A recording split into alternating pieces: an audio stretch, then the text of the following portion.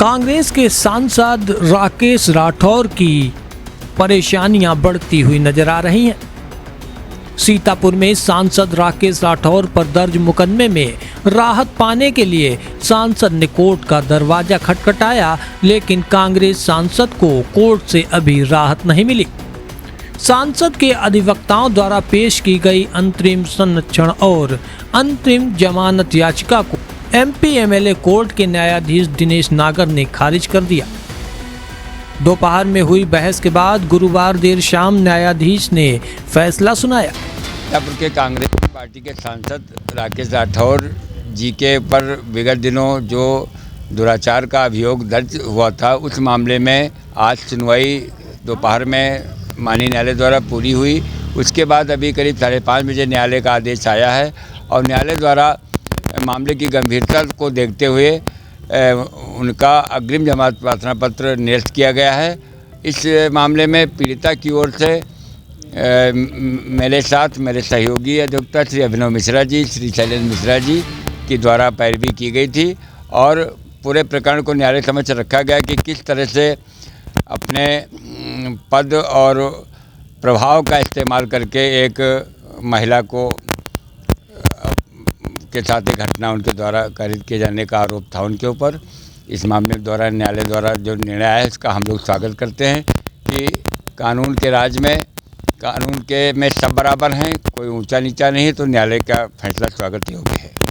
इस केस की स्थिति के बारे में पीड़िता और कि जैसा कि एक वायरल ऑडियो रिकॉर्डिंग जो अब तक के हम लोगों को साक्ष्य नज़र आ रहे हैं, उसके आधार पर केस लगभग साबित है।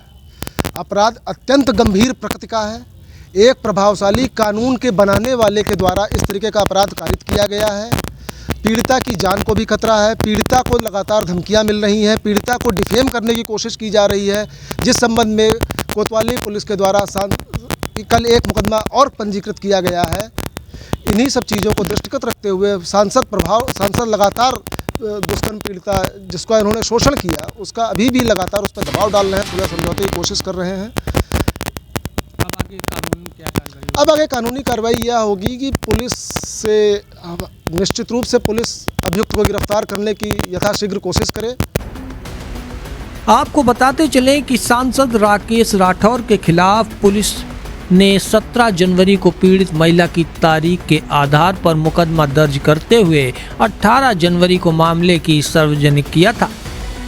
सांसद पर मुकदमा लिखने के बाद सांसद अंडरग्राउंड हो गए।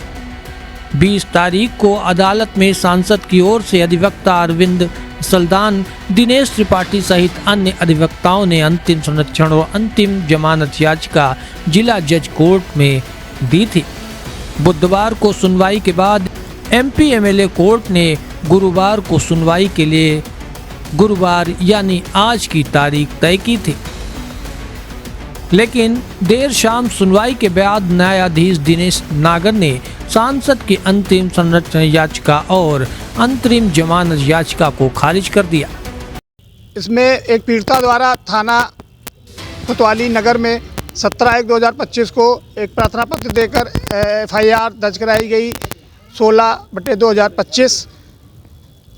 भारतीय न्याय संहिता की धारा 64, 351, 3 व 127 सबसेक्शन 2 के तहत दर्ज हुई, जिसमें ये अभियोग है कि सीतापुर के सांसद राकेश राठौर द्वारा पीड़िता के साथ में बलात्कार किया गया, उसका सदोष परिरोध करके बलात्कार किया गया, उसको जान से मार देने की धमकी दी गई, जिसमें सांसद राकेश राठौर के अधिवक्ताओं द्वारा अग्रिम जमानत के लिए भारतीय नागरिक सुरक्षा संहिता की धारा 482 के तहत अग्रिम जमानत का प्रार्थना पत्र दिया गया था, जो कि आज हमारे एमपी एमएलए कोर्ट के माननीय न्यायाधीश दिनेश कुमार नागर जी द्वारा